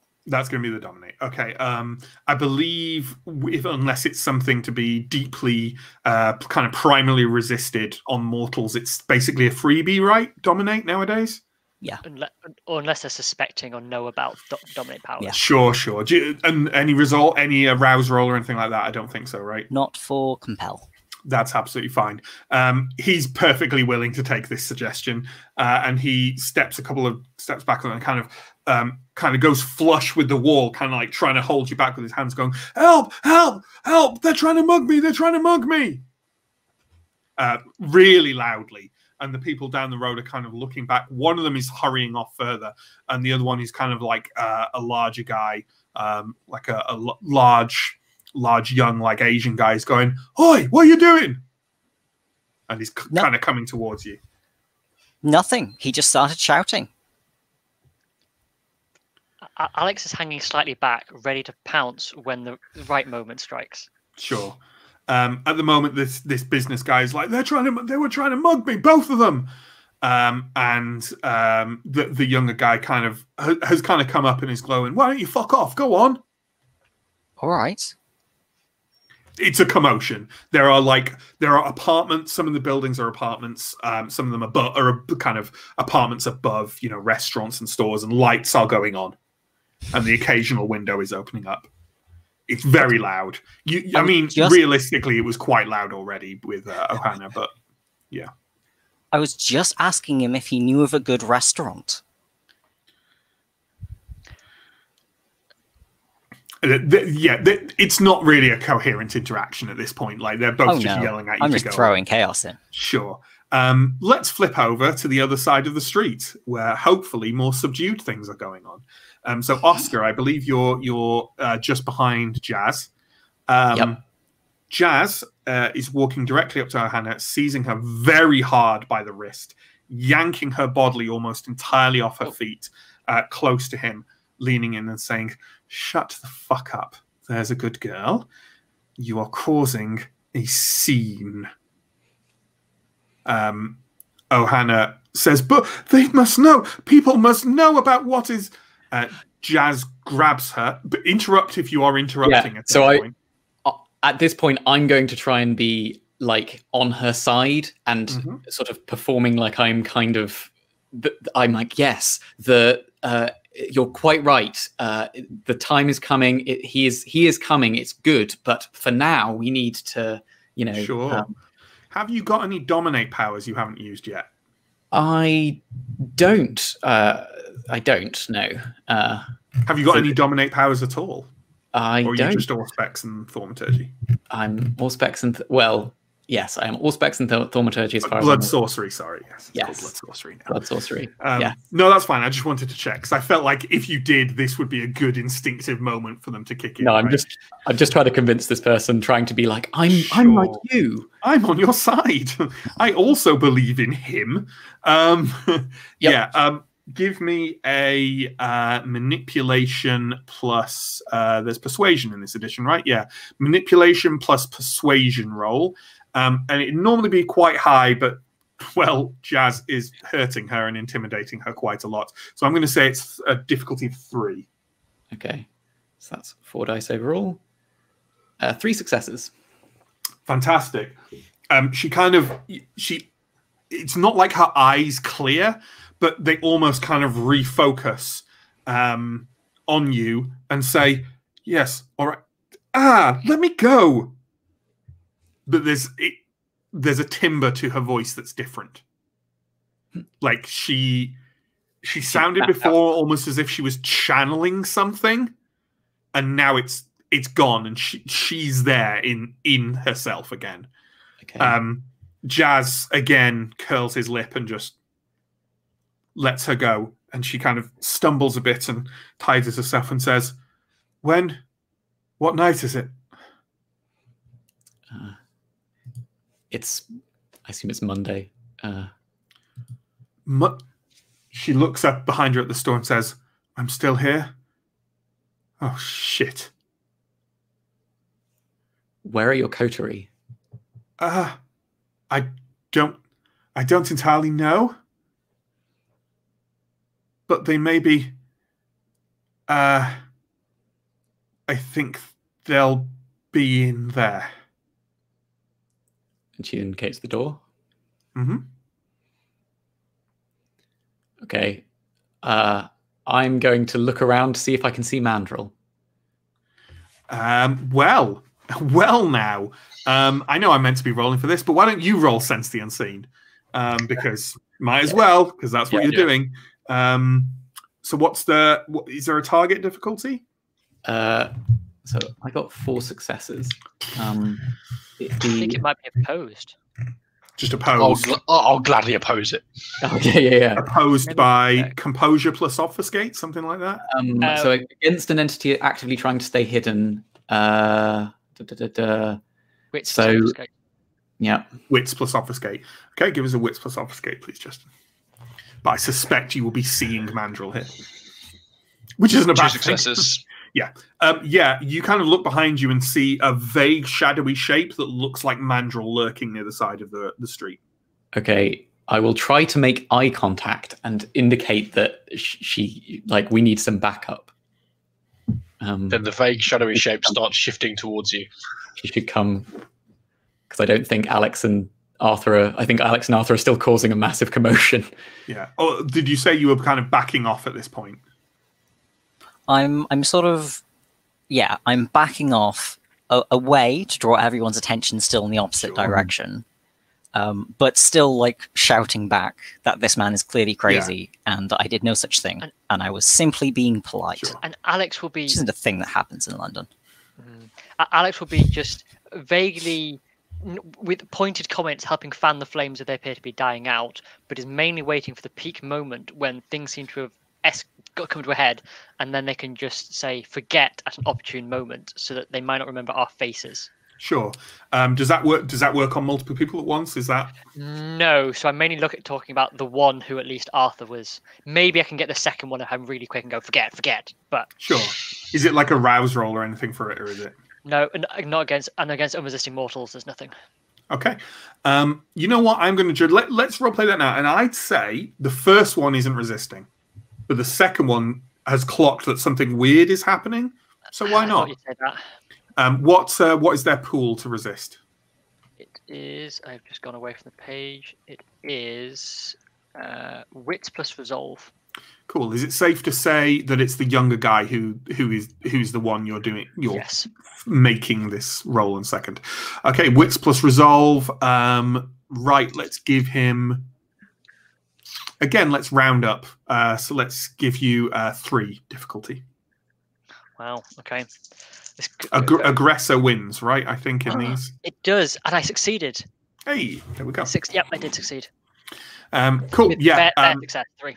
The business guy, when you say it, he just kind of goes and just turns and walks off. And the younger guy kind of looks after him, then looks back at you and just goes, and kind of looks at you like he doesn't like you, but he can't really quite remember why, and then just turns and walks off behind the other guy.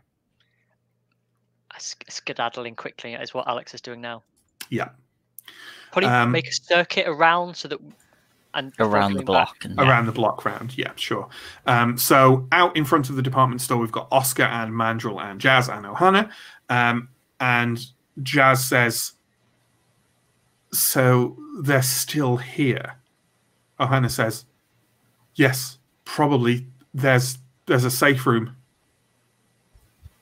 We had to scatter, and I think some of them will still be in there." Well, then we should get them out, right? It's a fucking extraction. Right. Well, some of you need to take a look around and see exactly who is having a watch of us. And I'll go in with a couple of the others. And I suppose we have a little special operation to carry out. Looks like it. Yeah, he turns round and he kicks the door of the department store in. Not off its hinges, but in forcefully, fairly loudly, and very unsubtly. Yeah, I think we can safely leave the stream there for the evening. So there we go. Good fun, good fun. So anyone who's watched these before will know that what happens now is if anyone has any comments or questions, if they want to pop them in chat, and we'll address them and have a chat about them.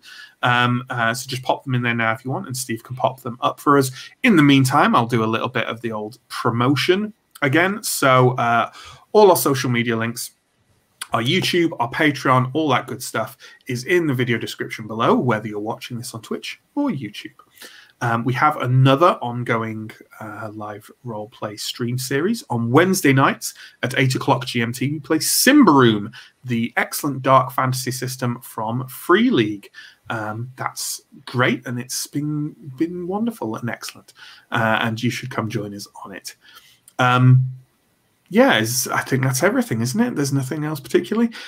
So just read the news article about payphones in the UK. Did not realize they had replaced most of them in London with touchscreen kiosks that you can still make calls from. Moments when you realize we live in a sci-fi age. And yet a very boring sci-fi age where apparently we can't use science for our own benefit. 2020. So...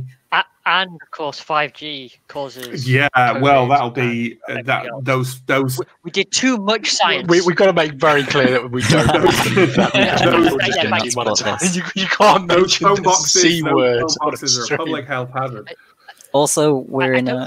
We don't believe those things. This is sarcasm. We're in a cyberpunk future where all the corporations have really boring names. Yeah, I mean, that's the thing. We are living in an awful dystopian cyberpunk future, and who would have known it would be so boring? Yeah. Has anyone seen seen Fringe? It was a sci-fi program. Yes. I saw about half the first series, I think. The premise of some of the first and later first series in particular, the later series, was we did too much science and now the world is ending. And I can't help but feel that that's the vibe of this year. Yeah, sure. Just too much of it. Yeah, it was. Yeah, those meddling science. scientists constantly they're the problem. Progress human knowledge and help us with all things, and that somehow makes all the bad things happen. Well, yeah, Steve says he loved the Fringe. Loves the Fringe. I assume so. Yeah. Thanks. Yeah, is there any other thoughts from anyone on how the Chronicle is going or the character interaction? How are we feeling about the wonderful starting of the secret holding and the manipulation between each other and stuff like that? What are you talking I'm not doing any of that. Everybody thinks just because I dislike Venture, I'm suddenly an anarch.